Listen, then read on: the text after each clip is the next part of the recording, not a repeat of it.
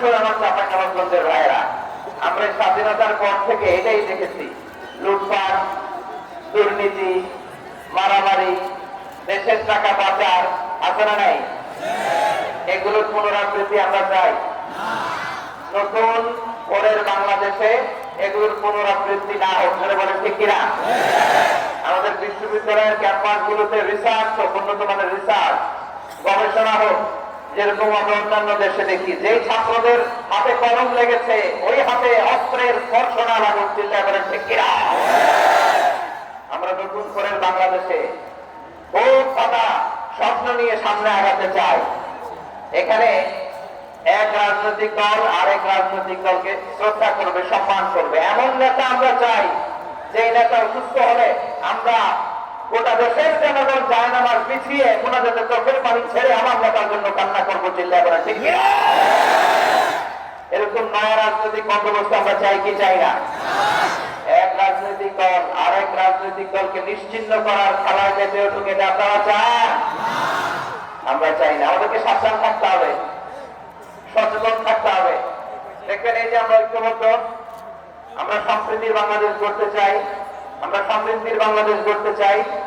নানা ধরনের চক্রান্ত রিসেন্টলি দেখবেন এই শান্ত শিষ্ট ইসলাম প্রিয় শান্তিপ্রিয় মুসলিমদেরকে উস্কানি দেওয়া হচ্ছে, উত্তেজিত করার জন্য আমরা নবীকে গালি দেওয়া হচ্ছে।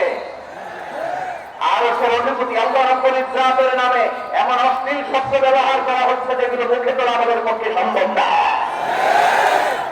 ভাইরা, আমরা আজকের এই চাঁপাইনবাবগঞ্জের বিশাল ঐতিহাসিক তাফসীরুল কোরআনের প্রোগ্রাম থেকে এই ইন্টারিম গভর্নমেন্টের কাছে বিনীত আবেদন জানাতে চাই, আপনারা শান্তিপ্রিয় মুসলিম জনতার ধৈর্যের পরীক্ষা নেবেন না। ধৈর্যের পরীক্ষা আপনারা নেবেন না। ধৈর্যের সীমা ছাড়িয়ে গেলে জনতা নিজেই আইন প্রয়োগ করার, বিচার করার দায়িত্ব হাতে তুলে নিবে। এটা আমরা চাই না। এটা আমরা চাই না, আমরা চাই না। যারা আল্লাহ রাসূল সাল্লাল্লাহু আলাইহি ওয়াসাল্লামের সম্মানকে খাটো করে, আল্লাহ এবং আল্লাহ রাসূলকে নিয়ে কটূক্তি করে, অবমাননাকর শব্দ ব্যবহার করে, অশ্লীল শব্দ ব্যবহার করে, তাদের ব্যাপারে আমরা সর্বোচ্চ শাস্তি কামনা করি। সর্বোচ্চ শাস্তি তাদের জন্য বাস্তবায়ন করতে হবে। বাংলাদেশের ব্লাসফেমি আইন করে চিল্লায় বলেন ঠিক কিনা?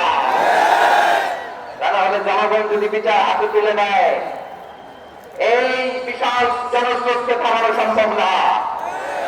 আমরা শান্তি চাই কি চাই না? আওয়াজ করে বলেন। আল্লাহর নবীর বিরুদ্ধে, আল্লাহর রাসূল সাল্লাল্লাহু আলাইহি ওয়াসাল্লামের সম্মানকে খাটো করে কবিতার নামে, গদ্যের নামে অশ্লীল শব্দ চয়নকে আমরা মেনে নিব? অশ্লীলতাকে আমরা মেনে নিব? কারণ আল্লাহর নবী আমার ইমান, আমার নবী আমার ইমান। নবীকে ভালোবাসা ইমানের অংশ, শুধু এতটুকু নয়, আমার নবীর ভালোবাসাটাই হচ্ছে ইমান। চিল্লায় বলে ঠিক কিনা? আমার নবীর জন্য আমরা বুকের তাজা রক্ত বিলিয়ে দিতে রাজি আছি না নাই? রাজি আছে মুসলমান?